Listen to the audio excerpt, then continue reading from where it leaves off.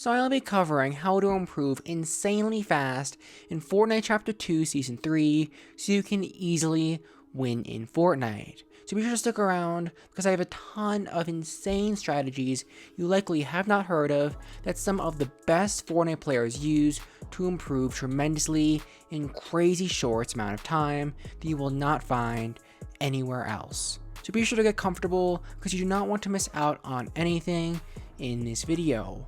On top of all of this, on this channel I show you how to win in Fortnite, get better at it quickly and improve, and also the Fortnite things. Be sure to subscribe with notifications on so you don't miss out on anything, and help me get to my goal of 30,000 subscribers. Honestly, that would help me out a ton.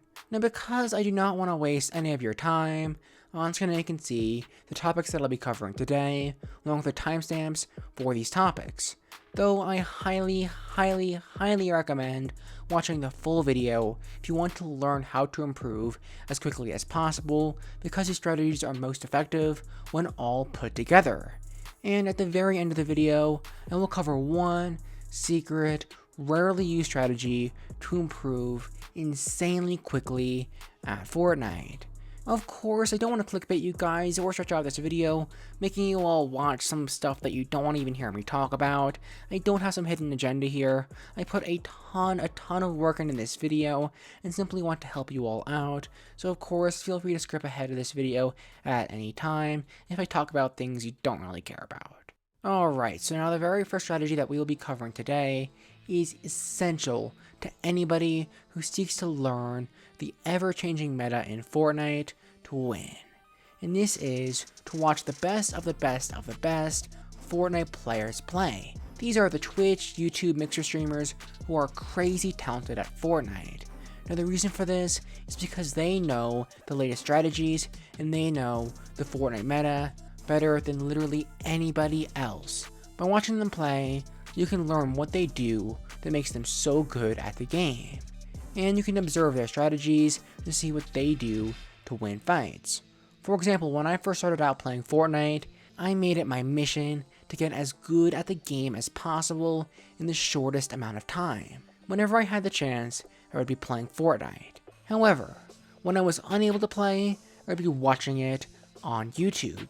I was and still am a big fan of Cypher PK and his educational commentaries. Now if you haven't heard of them, they are part of a series that he does where he wins a game of Fortnite live while going over every move he makes and why. Now each episode of this series are focused around different parts of Fortnite, for example the best ways to outsmart enemies or how to hit more of your shots.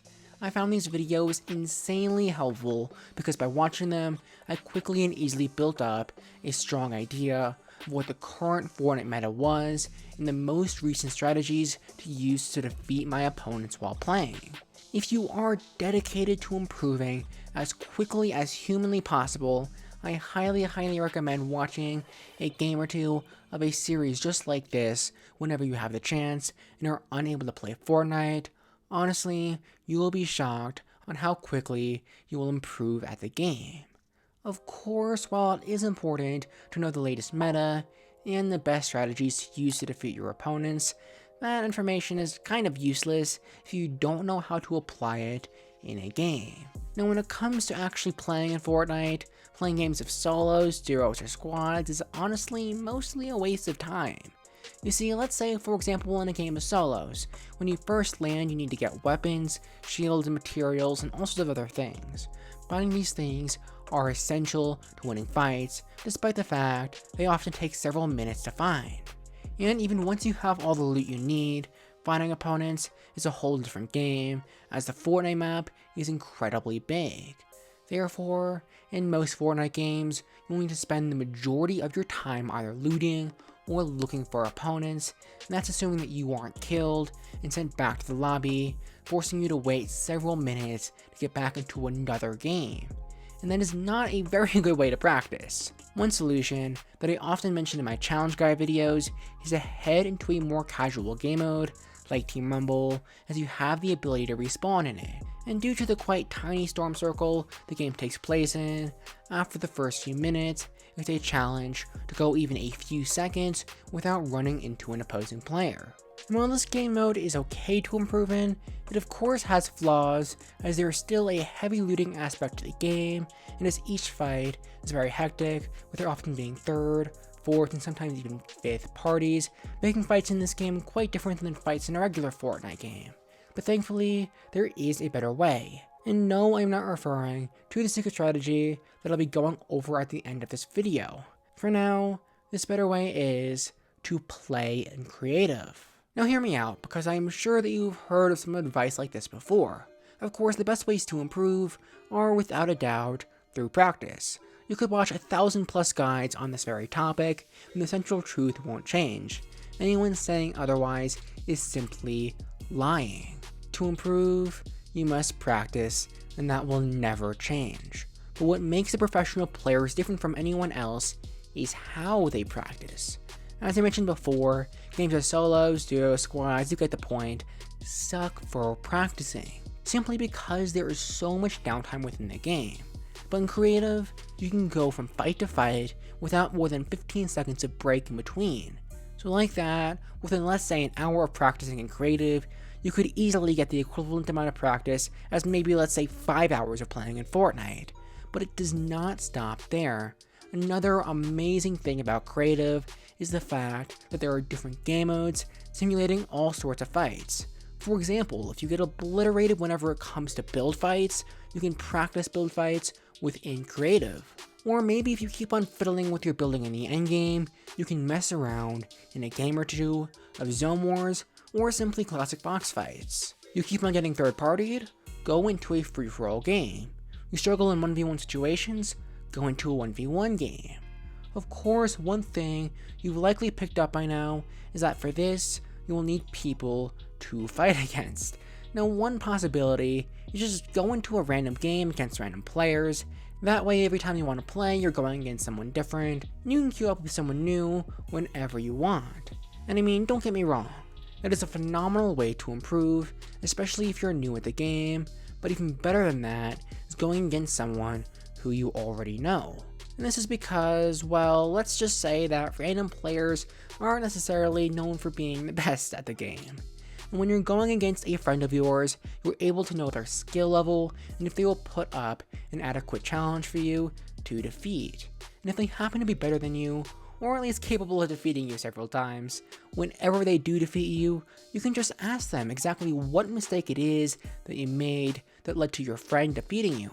Without a doubt, I am sure your friend will have plenty of advice for you, as it's easier to identify someone's mistakes when, after all, you are the one who killed them. But of course, if you're like me and all your friends quit playing the game years ago and make fun of you for still making Fortnite videos for YouTube, oh, just me? Then feel free to make friends down in the comments below. And I know I say this all the time, but to help your comments be seen by others, I'll be hearting all the comments that I see of those who are out there looking for friends to play with. But honestly, as long as you're focused on practicing and getting into as many valuable fights as possible, you will improve an unbelievable amount in no time. However, don't just jump into a game of creative, solos, duos, squads, or really whatever. If you do that, you will waste your time, because there is still one more essential thing that you will need to do. And if you do not follow this strategy, you will hit a wall in your improvement, or in other words, a point where your improvement stops, begins to plateau. At this point, regardless of your practice, you will stop improving. This is something that virtually everyone runs into when trying to improve at really anything, except for who, of course, the professional players. And why? Because they know this one crucial strategy. But before we can go into all of that, we need to go into why this occurs. So let's say you just started out playing Fortnite.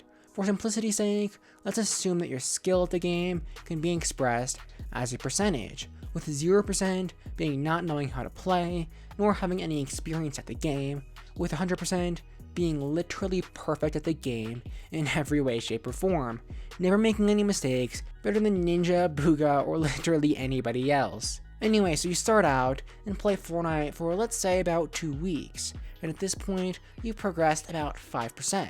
Now you may wonder where week 0 is on this graph, and to be honest, I don't know. I made this graph in like 5 minutes on Google Sheets, and I must have done something wrong, but we'll just leave it for now because I'm too lazy to fix it. Anyway, as you continue to play, you will improve more and more. Early on, you have no experience with the game, therefore, you're able to improve tremendously in a short period of time because you're learning everything for the first time. However, as you gain more and more experience, your improvement will begin to halt. Now why? Because you're making the same mistakes over and over again. On top of this, you've already built up a solid feel and a solid skill level of all of the mechanical features of the game. So instead, the topics you must improve on become less clear-cut and begin to be centered more around things like the mistakes that you make in a game. But the issue here is that you're not learning from your mistakes. Instead, they go right over your head. Therefore, you repeat your mistakes constantly and you don't improve. So how do you get past all of this? Well, it's actually quite easy. Whenever you die in a game, just look back and see what the mistake it is that you made that led to your downfall when playing.